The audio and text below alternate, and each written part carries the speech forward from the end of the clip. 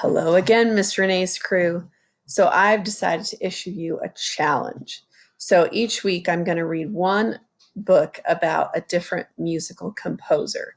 So what I want you to do after I read to you about that composer, I want you can find it maybe on YouTube, or I've found some on Spotify Music, or if you have Apple Music. But if you have any access to music that you can just search, I want you to search for that musician and see if you can find some of their music and listen to it and see if you like it and let me know what you think. So today we're going to read about Beethoven. And the story is it's a biography of Beethoven, and it's called Beethoven, the story of a little boy who was forced to practice. So we're going to read and see what his life was like. This is a picture of Beethoven.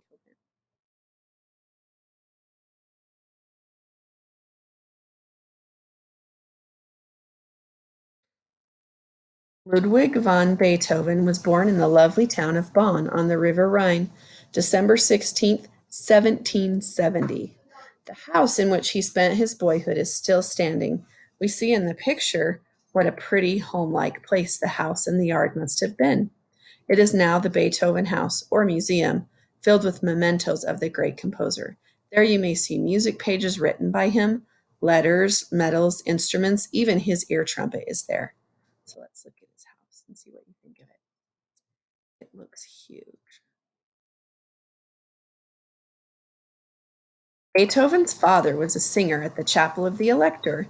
He was not a good father, for he did not care to work even enough to make his family comfortable. But the mother loved her boy with all her heart, as we shall see. The picture of his dad.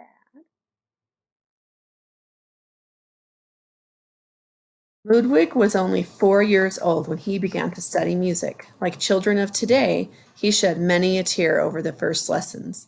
In the beginning, his father taught him piano and violin and forced him to practice. At school, he learned, just as we do today, reading, writing, arithmetic, which is math, and later on, he learned Latin. We don't learn Latin, but we learn reading, writing, and math.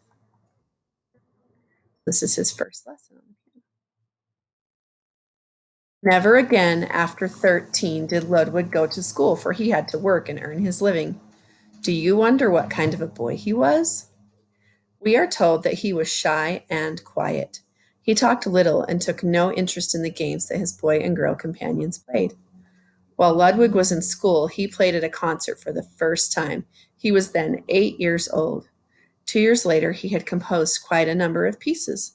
One of these was printed. It was called Variations on Dressler's March. On the title page of this piece, it said, Variations on Dressler's March, composed by a young amateur, Louis von Beethoven, aged 10 years, 1780.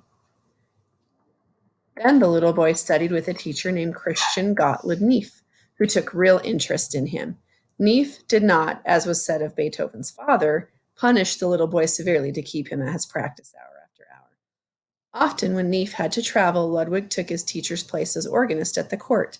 Then, with the organ lesson, there were other lessons in harmony. So rapidly did the boy improve that his teacher said one day, "If he goes on as he has begun, he will someday be a second Mozart." Our young hero of 13 was surely busy every hour of the day. He played in an orchestra as accompanist.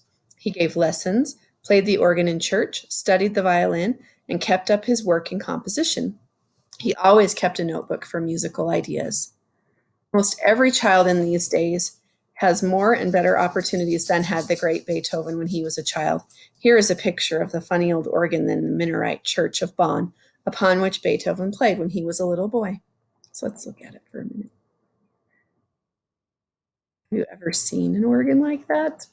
I have not.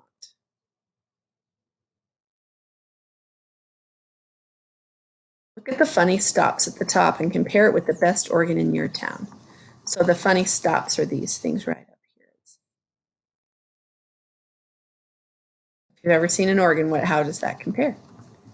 This is little better than a toy beside our fine organs of today, yet it was the best that Beethoven had to practice on. When Neef said that he would probably be a second Mozart, the words filled Ludwig with a great desire. On his 16th birthday, what do you think happened? Why, he sent out from Bonn to Vienna, where Mozart lived. But scarcely had he begun to feel at home in Vienna when news came to him that his mother was ill. She had always been a good mother, kind of heart, great of hope for her little boy. And probably she sympathized with the hard lot that made him have to work so early in life. When he learned of her sickness, he hastened to Bonn. Who was happier, he said to one of his friends, than I, so long as I was able to speak the sweet name of mother and know that she heard me? So here's a picture of his sweet mother.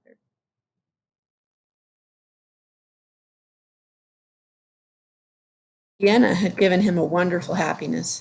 He met Mozart and had some lessons from him in composition. When he played for the great master, Mozart tiptoed from the room and said softly to those present, "Pay heed to this boy. He will surely make a noise in the world some day." After his mother's death, he determined that he would remain there, and it was not until he talked with Joseph Haydn, who stopped at Bonn on his way to London, that he decided once more to journey to Vienna. Beethoven was 22 years old at the time he met Papa Haydn. Beethoven showed the master some of his compositions. Haydn urged him to go at once to Vienna, promising to give him lessons in composition on his return from London. This is Joseph Haydn, or Haydn. Everywhere in Vienna, Beethoven was a welcome guest. He was proud, but in the right way. Very honest, always straightforward and independent. But, like his mother, he was warm hearted and as true as could be. There was nothing in his nature that was mean or cruel or wrong in any way. He took pride in his talent and worked hard to perfect himself in it. Here is what Beethoven's handwriting looked like. We're going to listen to this little bit of music. So right here is going to play. So I want you to watch and see if you can follow along with the notes.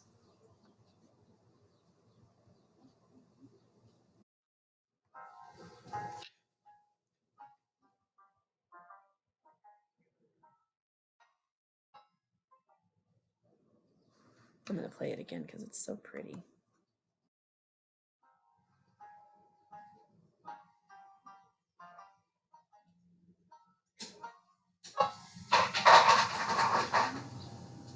So cool. Okay, let's read on. Bit by bit, the great power of Beethoven as a pianist became known. He played much among his friends, but he did not like to perform in public. The story is told that once he was to play his C major concerto at a concert. When he arrived at the hall, he found the piano was tuned so low that he had to play the concerto in C sharp major. You know how hard it is to transpose a simple piece? I don't. But think of transposing a concerto and playing it with orchestra without time for practice. That would be scary. Do you sometimes wonder what the great composer looked like? Beethoven lived outside of Vienna and often took long walks in the country.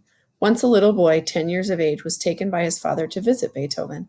The boy must have been a very observant boy, for he wrote out a description of how Beethoven looked. This is the little boy's picture as a man.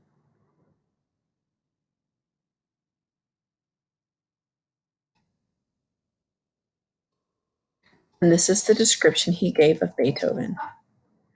Beethoven was dressed in a dark gray jacket and trousers of some long haired material, which reminded me of the description of Robinson Crusoe I had just been reading. The jet black hair stood upright on his head. A beard, unshaven for several days, made still darker his naturally swarthy face. I noticed also, with a child's quick perception, that he had cotton wool which seemed to have been dipped in some yellow fluid in both ears. His hands were covered with hair, and the fingers were very broad, especially at the tips. You know, of course, that when we think of music, we think of hearing it. We think how it sounds to us. A lover of music loves to hear its tones and to feel its rhythm. Like every other human being, Beethoven loved music in just this way. He loved its sounds as they fell on the ear. As colors delight our eyes, so tones fell with delight upon the ears of this man. Beethoven was once invited to play at the home of a nobleman, but upon being informed that he would be expected to go as a menial, he indignantly rejected the proposal. Here he is throwing a tantrum, it looks like.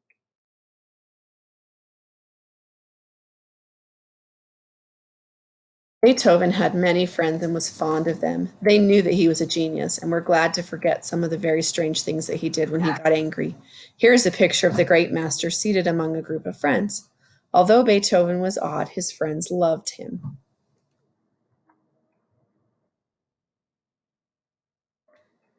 But a strange fate touched him and took away his sense of hearing. From the time he was about 30 years old, his hearing grew gradually worse. Indeed, it was necessary for him to have a piano especially constructed with additional wires so that he could hear. That's his piano. Can you think of anything more cruel, more terrible, more depressing, or more awful? Being a music composer and losing your hearing.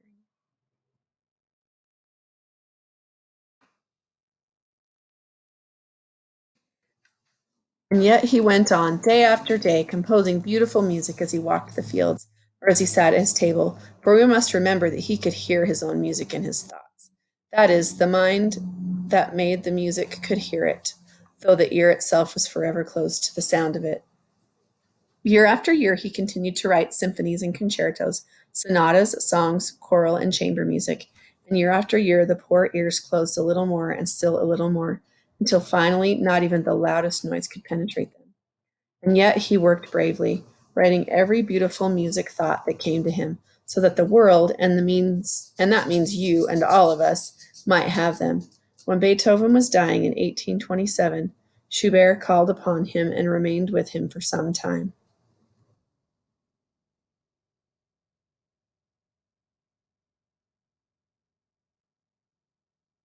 So here are some facts about Beethoven.